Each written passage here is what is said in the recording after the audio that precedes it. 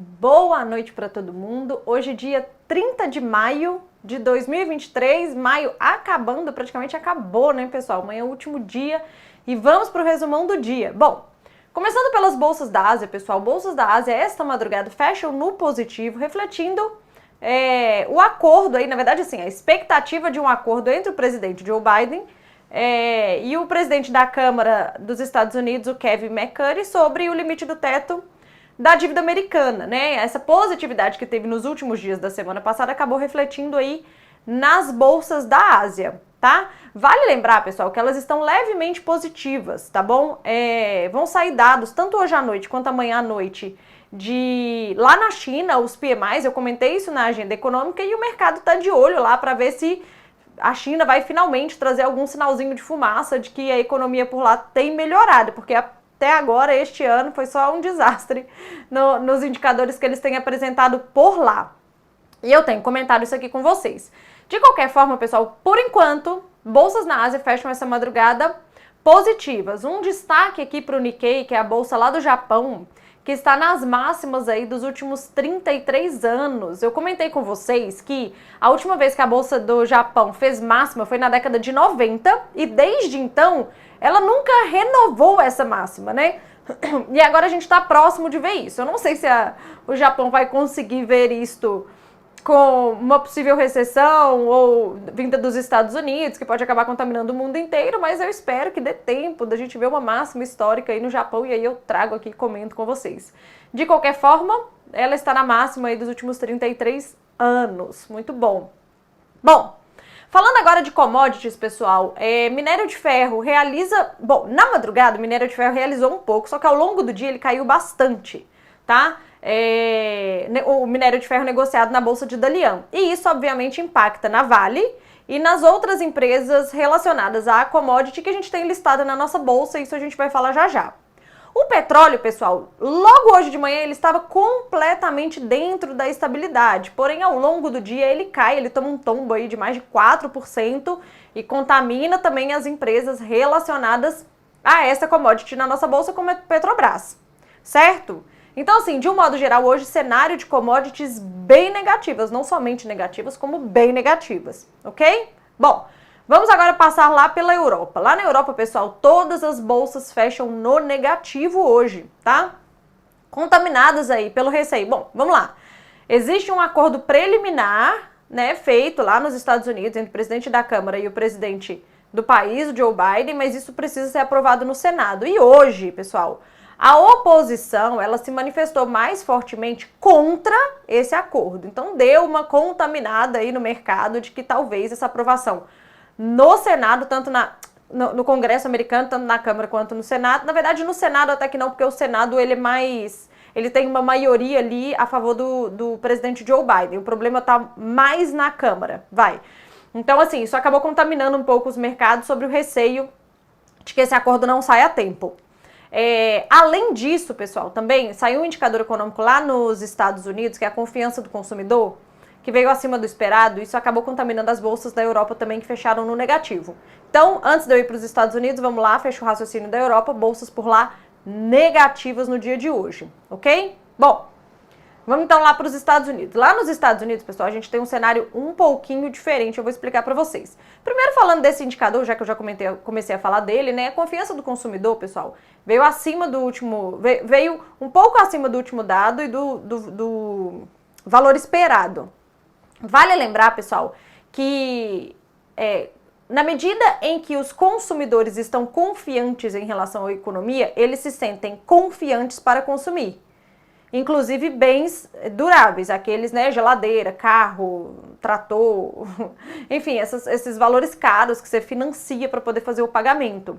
Então, e isto é inflacionário, porque as pessoas gastam e o gasto por si só ele é um processo inflacionário, o que faz a vida do Banco Central americano mais difícil. Lembrando que o mercado agora está naquela dúvida, né, se a próxima reunião de política monetária dos Estados Unidos vai ter um aumento de juros ou eles vão manter os juros por lá. Hoje, a maior expectativa é de um aumento, porque os últimos dados, né, o de inflação na semana passada, assim como os outros, vem mostrando que a economia americana está precisando de mais uma dosezinha de aumento de juros por lá, ou que tem espaço para o Banco Central americano justificar um aumento de juros por lá, o que não é bom para a Bolsa e não é bom para a economia, no sentido de que você precisa desaquecer a economia aí para poder controlar a inflação. Pois bem, o fato dessa confiança do consumidor hoje ter vindo alta, então, mostra que a economia dos Estados Unidos ela segue firme e forte, o que faz com que o mercado acredite mais ainda nessa alta de juros, que pode levar os Estados Unidos a uma recessão. Fora, obviamente, essa questão do impasse da dívida aí, que ainda não se resolveu em definitivo, né? Houve um acordo preliminar, mas não é um acordo definitivo. E o prazo está se esgotando, porque dia 5 de junho está aí, como disse, que era o dia D aí, bem falado pela secretária do Tesouro americana, Janet Yellen. Bom, então isso traz preocupações para o mundo inteiro, tanto que faz as commodities caírem consideravelmente, bolsas na Europa caírem consideravelmente, mas a bolsa dos Estados Unidos se manteve estável. O Dow Jones, que é uma bolsa composta muito mais por empresas industriais, ele fecha no negativo, mas levemente negativo. E a Nasdaq, que é uma bolsa de empresas de tecnologia, fecha no positivo, ainda muito motivada pelas empresas que têm o business aí relacionado de alguma forma com a inteligência artificial, como foi o caso da Nvidia na semana passada. A Tesla ontem solta um comunicado falando que pretende aumentar seus investimentos na China, para aumentar o mercado por lá. Então, as empresas de tecnologia estão vivendo um mundo à parte lá nos Estados Unidos, pessoal. Tanto que se vocês observarem a alta do S&P, ela de um bom tempo para cá, ela é basicamente provocada por algumas empresas de tecnologia que estão vivendo esse mundo paralelo aí. Então, a Nasdaq no positivo hoje, o Dow Jones no negativo, considerando que o S&P é uma composição dos dois, ele acaba fechando dentro da estabilidade, bem próximo do 0 a 0, ok? Bom, vamos vir aqui agora para o Brasil. Bom, vamos aos poucos pelos temas aqui, pessoal. Primeiro de tudo, ontem à noite, o presidente do Banco Central Brasileiro, Roberto Campos Neto, ele participa de um evento em Fortaleza, e lá ele é muito ovacionado por todo mundo que assistiu o evento e tal, e aí ele pondera que o Brasil é um dos únicos, ou talvez o único país do mundo hoje que está já vivendo o processo desinflacionário, graças à atuação do Banco Central no passado, que começou a subir os juros antes do mundo inteiro.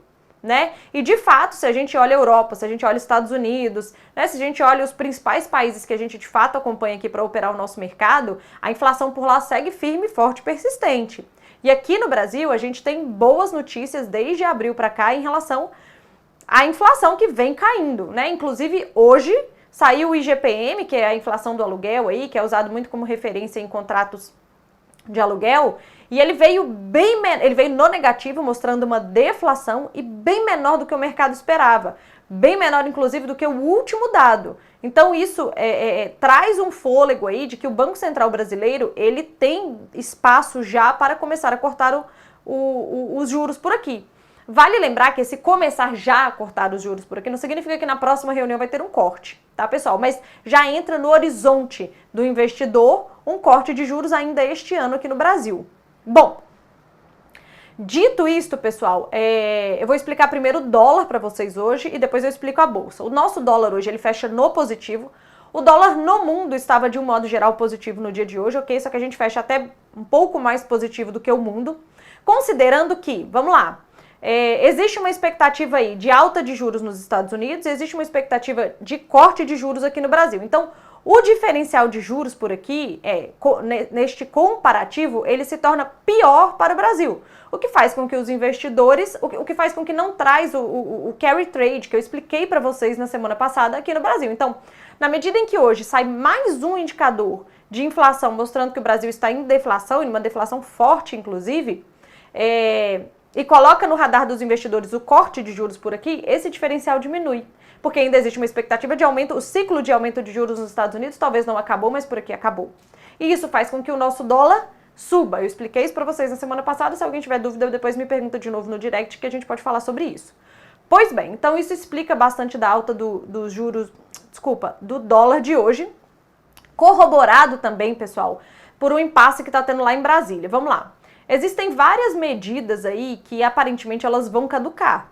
Tá? Elas deveriam ter sido aprovadas, elas devem ser aprovadas até essa próxima quinta-feira, antes do dia 1º de junho, e se não forem aprovadas, elas vão caducar. Uma delas está relacionada à reorganização dos ministérios que o presidente Lula fez neste ano. Lembrando que ele colocou muito mais ministério no atual governo dele, se comparado com o governo do Bolsonaro. Então, se essa medida, se isso não for aprovado no Congresso, o governo vai ter que voltar com a estrutura que era do ano passado. Então, assim, toda a criação de vários ministérios e tal, que não sei o que, isso não vai valer. Então, esse é um ponto que preocupa. E tem outras medidas também, por exemplo, a que garante o Vale Gás para as pessoas, a do CARF, enfim, várias outras. Aparentemente, elas estão empacadas no Congresso e embolaram e elas podem caducar. Lembrando, pessoal, que a aprovação, a discussão e a aprovação desses temas no Congresso concorrem tempo, HH, né, do Congresso na discussão do projeto do arcabouço fiscal. E isso estressa o mercado, porque assim, se tem um tanto de coisa empacada que precisa ser desenrolada nos próximos dias no Congresso, talvez o arcabouço fiscal fique para depois, né? E isto estressa o mercado, isso corrobora com a alta do dólar no dia de hoje, ok? Bom, vamos lá. Indo agora para a bolsa, pessoal. A nossa bolsa, ela é basicamente, assim, ela tem um peso considerável de empresas de commodity e o setor bancário. Commodities em queda hoje levaram todas as empresas, ou praticamente todas as empresas de commodity hoje para o negativo. Vale, Petrobras, siderúrgicas e etc. Ok? E em se tratando do setor bancário, que listado na nossa bolsa hoje, ele também fecha no negativo, porque hoje sai um relatório de crédito no Brasil mostrando que a inadimplência do brasileiro subiu muito, e o crédito, a liberação de crédito no mercado, ela tem sido bastante restrita e reduzida. Primeiro que as pessoas não têm tanto interesse assim em pegar empréstimo, considerando os juros como nós temos nos dias de hoje aqui no Brasil. E segundo que os bancos, eles estão mais restritos aí a emprestar, eles estão mais criteriosos a dar empréstimo, considerando essa elevação da inadimplência. E isso, obviamente, contamina o nosso setor financeiro, que acaba fechando aí no negativo. Então, nossa bolsa fecha no negativo no dia de hoje por esses motivadores e nosso dólar fecha no positivo por esses motivadores também que eu passei para vocês. Ok? Ontem, pessoal, só para fechar aqui, ontem eu acabei não comentando com vocês, mas lá na Turquia, o Erdogan, ele ganha as eleições, tá? E considerando que, assim, nos últimos anos ele tirou a independência do Banco Central, tomou medidas meio malucas, assim, da cabeça dele para tentar controlar a inflação, o que fez com que a inflação por lá explodisse. Enfim, ele fez algumas medidas econômicas lá fracassadas. E o fato dele ter ganho as eleições fez com que o dólar lá explodisse, inclusive alcançasse máximas históricas na Turquia, e a bolsa lá caísse consideravelmente. Então o mercado aí precificando mais bons anos aí de Erdogan na economia da Turquia. Eu não comentei isso com vocês ontem, então só reforçando esse tema aqui hoje, ok? Bom, no mais é isto.